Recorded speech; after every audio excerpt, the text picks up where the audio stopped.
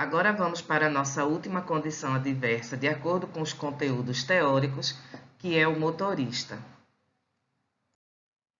Nós temos a bebida alcoólica como uma outra causa que leva à culpabilidade do motorista em muitas situações de acidente, né? O álcool é considerado uma substância psicoativa, então, na verdade, é uma droga, né? Dentro daquele grupo chamado de drogas lícitas, porque é regulamentado, pode ser vendido, pode ser consumido, mas, na verdade, ela acaba sendo responsável por 75% dos acidentes, quando a culpa é do motorista.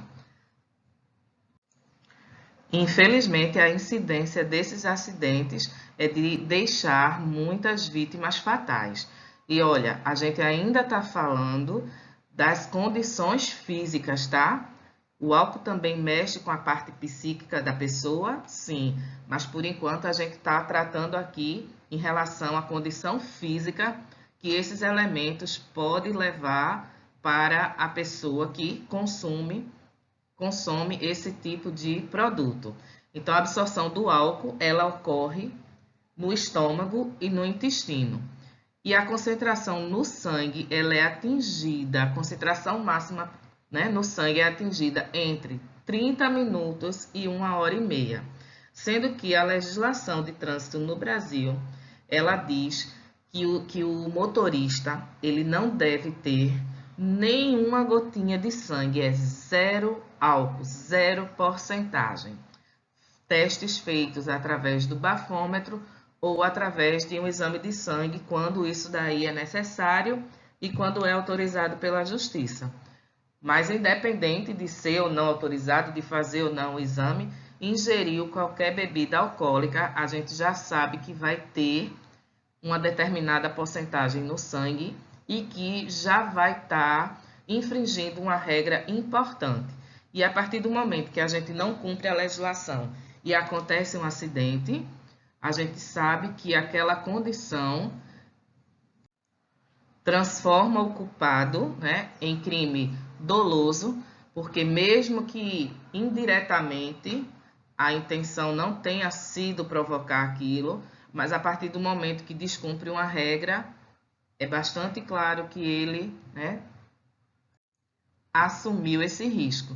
E aí, só para vocês entenderem mais ou menos como é que isso funciona no organismo, nós colocamos aí esse quadro das porcentagens de álcool que tem em algumas bebidas. É claro que isso daí não é regra, tá? É o que mais ou menos acontece, porque você pode ter outros tipos de porcentagem, outros tipos na mesma bebida, no caso, cerveja, você pode ter porcentagens diferentes, vinho também, porcentagens diferentes. Mas aí é só para vocês entenderem mais ou menos como é que a coisa funciona. E qual é o efeito do álcool no organismo? Bom, no momento do consumo, o álcool pode causar uma euforia, uma desinibição, né? A pessoa fica mais alegre, mais sociável, né? Tem mais facilidade para falar, né? De paquerar, né? De ter contato com outras pessoas. Então, por conta disso, muitas vezes a pessoa se empolga e acha que continuar bebendo vai melhorar cada vez mais o desempenho dele, aquele desempenho que ele não tinha antes, quando não ingeriu nenhuma bebida alcoólica. Mas aí, com o aumento da dose, o efeito de euforia, sociabilidade, ele não aumenta, ele vai diminuindo e vai aparecendo outros tipos de efeitos, como o efeito depressivo, a falta da coordenação motora, diminuição sensitiva, descontrole, né? E aí, eu que não bebo, né? E como eu digo assim, a gente está nos lugares e fica somente observando. Eu já também sou cadastrada pelo Detran como instrutora de trânsito já faz um tempinho, então a gente sempre, na hora que vai renovar os treinamentos, a gente está prestando bastante atenção nos exemplos que as pessoas estão dando, e aí a gente começa a procurar também nesses locais. Então você vê muito facilmente como é a reação de uma pessoa, basta ele dar ou ela dar o primeiro gole numa cerveja. Já muda totalmente, às vezes até muda a fisionomia dessa pessoa por conta do efeito da bebida, né, do efeito dessa quantidade de álcool numa determinada bebida que a pessoa está ingerindo naquele momento. Existem algumas questões, e talvez vocês aí também estejam pensando, que legalmente a gente não precisa fazer nenhum tipo de sangue, a gente não precisa fazer o teste do bafômetro para mostrar, para criar provas de que a gente naquele momento estava com alguma taxa de álcool, já que o Código de Trânsito diz que o teor permitido é de 0%. Mas nesse momento a gente não está falando de legislação, tá? A gente está falando de que o motorista defensivo, ele não pode pensar nisso. Ele não pode pensar que ele tem o direito de não criar provas sobre ele. Ele tem que saber que ele não deve dirigir com nenhum teor de álcool no sangue. Ele não deve dirigir depois de ter ingerido nenhuma bebida alcoólica. Então, são conteúdos de uma formação, mas que aqui a gente não está tratando, né, se a pessoa deve ou não fazer. E, na minha opinião, se a pessoa já está se negando a fazer um exame, já deve ter alguma coisa aí de culpa, né, no meio do caminho, mas vamos pensar de forma defensiva nesse momento. E só para mostrar a vocês o que é que acontece durante esses exames, é que no sangue o álcool pode ser detectado por até 6 horas. Aquela história de, eu fui para uma festa de manhã, fui para um churrasco, terminou 2 horas da tarde, vou dormir, descansar um pouquinho, quando for 6 horas eu vou embora. Não adianta, você ainda tem álcool no sangue, sim. E varia muito de acordo com o tamanho da pessoa, o peso, né? Se ela for descansar, não vai fazer nenhuma atividade física, não vai ter nenhuma diferença também em relação a isso. Então, só para vocês saberem, a gente mostra aqui essa informação. E no bafômetro, a detecção pode durar entre 12 e 24 horas. Na urina, também o teste pode ser feito. Claro que teste de sangue e de urina já precisa ser recomendado, né, pela justiça. Você não pode simplesmente obrigar que a pessoa faça, mas até 72 horas o resultado pode dar positivo para a taxa de álcool no sangue. Então, falando ainda para que a gente possa agir de forma defensiva, o álcool no cérebro ele pode diminuir a capacidade de reação. O motorista pode dividir a sua atenção, né? Ele não vai ter tanto controle aí da situação. Pode também dificultar a visão. E isso também traz uma redução da habilidade que ele pode ter em controlar algumas situações de imprevistos durante o trânsito. Precisamos lembrar que não é apenas o álcool que pode trazer reações indesejáveis para a pessoa que está dirigindo. Nós temos outras substâncias químicas, como medicamentos, que podem afetar de forma negativa o estado físico e o estado mental dos condutores. Nós temos reações causadas por remédio para emagrecer, que deixa a pessoa muito agitada, batimentos cardíacos mais elevados. Pode também ter reação inversa, né, quando se utiliza de calmantes ou antialérgicos, pode ser sonolento, pode dificultar a reação, e remédios para se manter acordado. Vamos deixar para vocês aí na tarefa algumas questões ou reportagens para vocês refletirem um pouquinho mais sobre os remédios e o efeito desses remédios no organismo.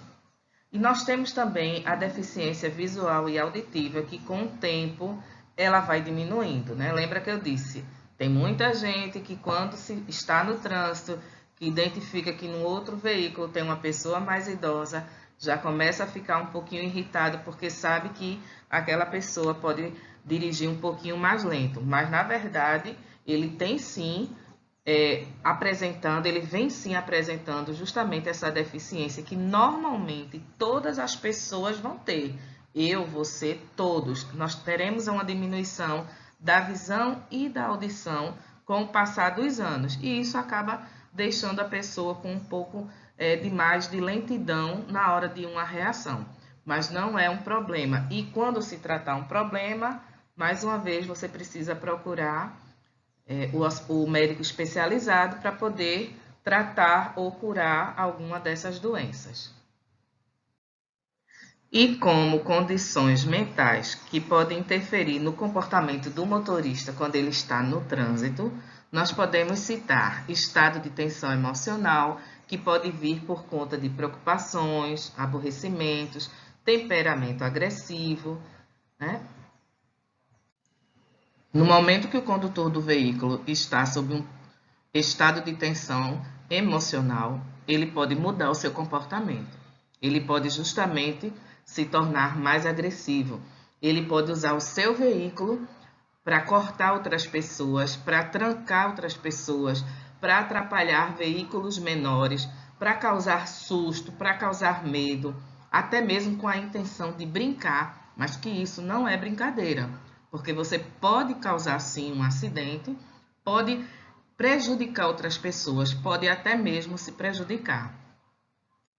Nós temos também problemas pessoais ou profissionais que a pessoa possa estar naquele momento, o próprio cansaço, trechos muito longos que a pessoa tem que dirigir, que traz esse desvio de atenção, traz a distração, né? Deixa a pessoa com o pensamento longe e ele para de observar, ele para de se preocupar com aquilo ali que está na via, e aí qualquer condição adversa se torna mais perigosa ainda.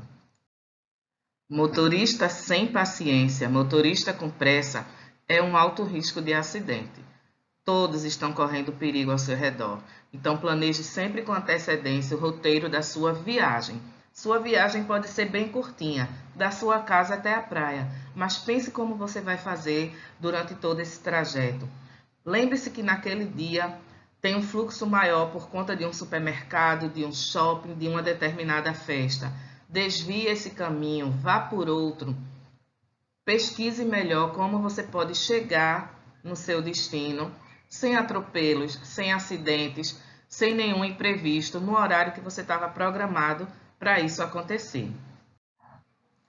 E como regras gerais para o trânsito, a gente pode deixar aqui, não só como sugestão, mas para vocês relembrarem, que eu tenho certeza que vocês já estão fazendo isso, é dirigir com as duas mãos no volante, segurar firmemente esse volante. Se precisar parar, sinalizar antes de parar. Se tiver acostamento, pare no acostamento. Cuidado para não parar nas vias urbanas em cima da faixa de ciclistas. Se algum objeto que estava perto de você ou estava na sua mão, que na verdade não era para estar na sua mão, se ele vem a cair da sua mão, não se curve para apanhar, pare o veículo primeiro para depois você apanhar esse veículo. Isso acontece bastante quando a pessoa está com o celular, né? Querendo fazer duas coisas ao mesmo tempo. Evite manobras bruscas, avalie seus próprios erros, evite colocar outros objetos no painel do veículo que possam ofuscar sua visão quando você tem a incidência dos raios solares, ou para você se preocupar. Para o motorista defensivo, até o rádio ligado pode ser uma distração, certo? Então, mesmo sabendo que muitas pessoas andam com o rádio do carro ligado, mas se você não consegue se concentrar no trânsito porque está ouvindo alguma coisa, está ouvindo uma reportagem, está ouvindo uma música que gosta ou que não gosta, então talvez esse seja o momento de você repensar o seu comportamento no trânsito e evitar ter esse tipo de atitude. O percurso é pequeno, então, naquele momento, pense, só estarei no trânsito, só estarei prestando atenção no meu carro, nos outros carros, nas pessoas que estão na calçada, se não vem nenhum animal, e com certeza você vai chegar no seu destino de forma rápida e sem nenhum atropelo. Terminando essa primeira parte dos conteúdos, a gente sugere que você faça uma revisão em todo o material antes de fazer a avaliação, que é a nossa próxima etapa, mas se você já estiver pronto, Preste atenção direitinho para responder as perguntas, porque aí você já obtém uma nota necessária para esse módulo e parte para o módulo seguinte. Então, até mais!